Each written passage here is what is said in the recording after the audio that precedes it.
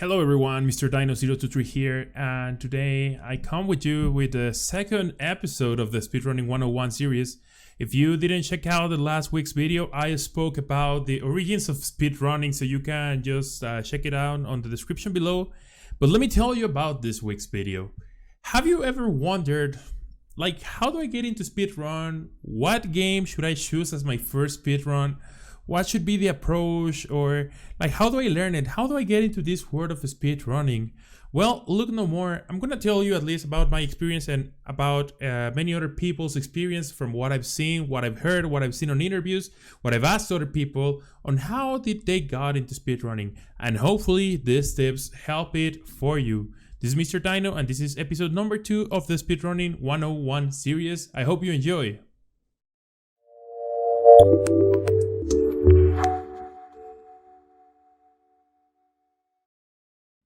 Alright, so this is a question that many people might have after probably watching a GDQ run or a marathon run or talking with their friends that are speedrunners, watching a Twitch channel, whatever.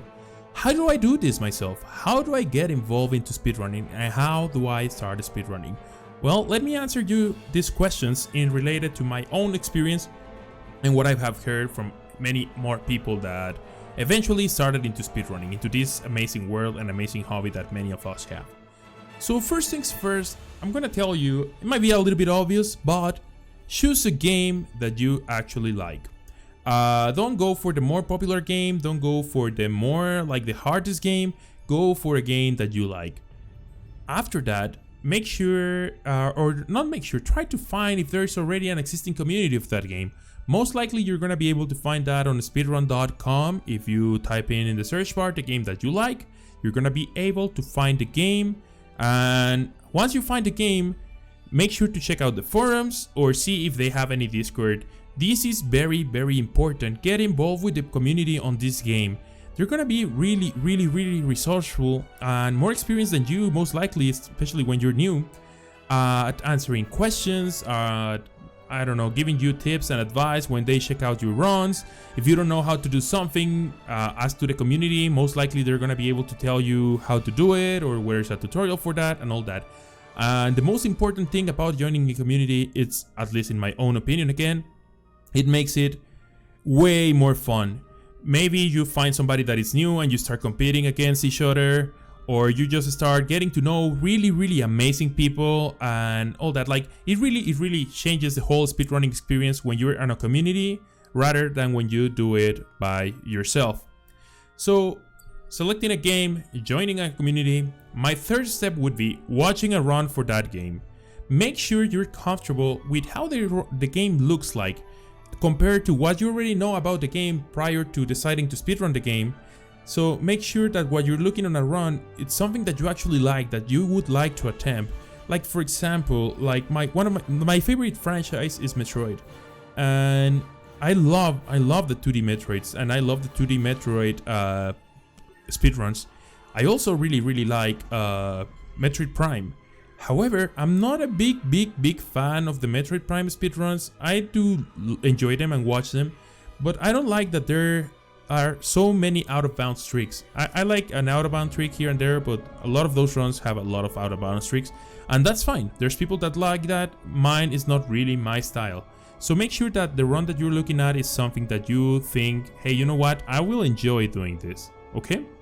Also, make sure that you are comfortable with the length of the run. Like there's people that prefer like 20-minute speedruns, 40, 1 hour, 2 hours, whatever the time is. Make sure that you're comfortable with the time that the run takes, because remember this, speedrunning takes time from other things that you could be doing.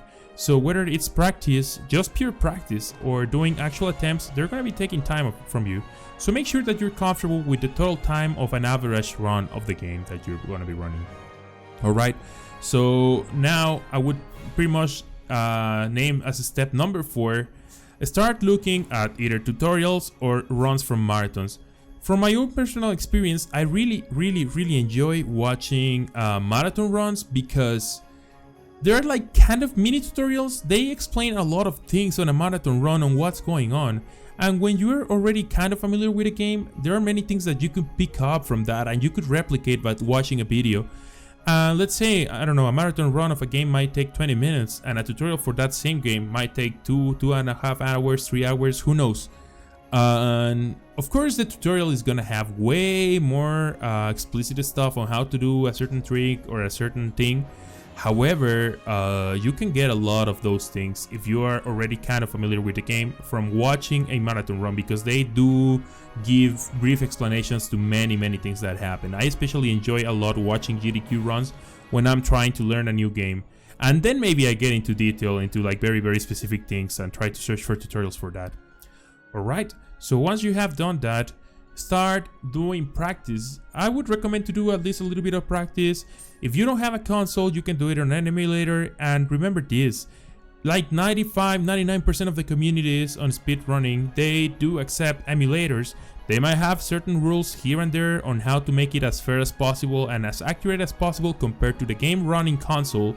But yeah, not having a console, don't worry, you can speedrun on an emulator, and a lot of times it's also easier to practice on an emulator because of save states and things like that, okay? So I would advise that you start speedrunning in an emulator, and also before you try spending on a console and all that, you can actually see if this is for you or not. Like, so I think starting on an emulator is perfectly fine, and eventually, if you really like it, start evolving into like the actual intended means on speedrunning a game. Or if you feel comfortable with just keep going on an emulator, that's fine. It's pretty much a personal decision.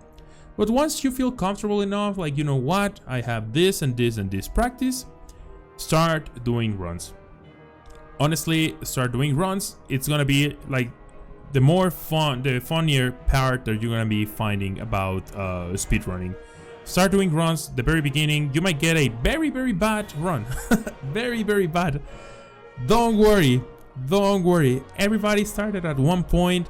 Like if you're running Super Metroid, you're not gonna be Behemoth or Sosti or Oats or any of these guys at the first time. SM64, you're not gonna be Cheese on the first one. Ocarina of Time, you're not gonna be ZFG. SMB1, you're not gonna be Cosmic. Doesn't matter. All of these people, every single one of them started at a point in time, and there was probably a point in time where they sucked. Yeah, that's the reality. It happens for everybody. Probably they improved like super fast, but they had to start at a certain point in time. So don't worry, go ahead and get yourself started. Start doing runs. If you don't want to record them at the beginning, that's fine. If you want to record them and upload them to the forums as well, that's fine. But just start playing runs. Alright, so once you start playing runs, you're gonna start noticing which sections of the run you're having the more trouble with. So once you start noticing it, it might be good to go back to practice room. Go back, do some save states on the certain sections that you're having struggles with, and keep practicing them, and go back to doing runs, and start doing this a cycle. Every time you do more runs, you're gonna be improving and you're gonna be noticing that there are certain other sections that you wanna polish, or you wanna be better at, or you are like, hey, you know what? Now this is the time that I wanna start trying this new trick. So that's fine. Just keep repeating this cycle. Practice runs, and you'll see that in no time you're gonna be very good at a game that probably a few months back you were not as good, and you were just watching marathons and be like, hey, you know what, I wish I could do this. Of course there's a skill involved, but honestly the most important thing about speedrunning is practice. There's been many cases where many communities, there's like newcomers, and those newcomers just take the scene by storm and start taking world records here and there. So who knows, maybe you that are watching this video and want to start speedrunning might be the next world record holder from many big games, or any game that you like. It doesn't matter if it's big or if it's small community, if it's like a super famous game, or if it's like a very specific niche. Just do a game that you like and that you feel comfortable with. And very important, if you feel like speedrunning is taking the experience from you in that game, you can always stop. Because once you speedrun, let me tell you this, once you start speedrunning, it's a one-way road. You're never gonna be seeing that game in a different way anymore. You're always gonna be seeing it with the eyes of a speedrunner now. And you're gonna still be enjoying it, but you're gonna be enjoying it in a very different way. And not only that, let me tell you other thing. Once you start speedrunning, you also start taking a look at other games in a very different way. Even if it's your first playthrough on a certain game, you might be thinking, hey, you know what, this is faster, this might be the speedrunning strats, or what if I do this, or what if I do that. You start looking at games in a very, very different way that before speedrunning. And this is something that's gonna happen if you don't want this to happen. Would advise not to speedrun. But honestly, I think it's a very, very minor con compared to the many pros of actually speedrunning and the fun that you're gonna have and the people that you're gonna be meeting at speedrunning. Well, I hope you enjoyed my tips on how to get your very first speedrunning game, and I hope to see you speedrunning soon. If you wanna start speedrunning and you know which games you wanna choose and all that, just leave that in the comments down below. I would love to see which games you guys are thinking about speedrunning, or probably you already started speedrunning. With that being said, this is Mr. Dino023 here. This is the second episode of the Speedrunning 101 sessions. Remember, next episode is gonna be coming up next week. And well, make sure to subscribe to the channel, hit the bell and all that, like the video if you enjoy the content, and I'll see you on the next mission. Have a good one.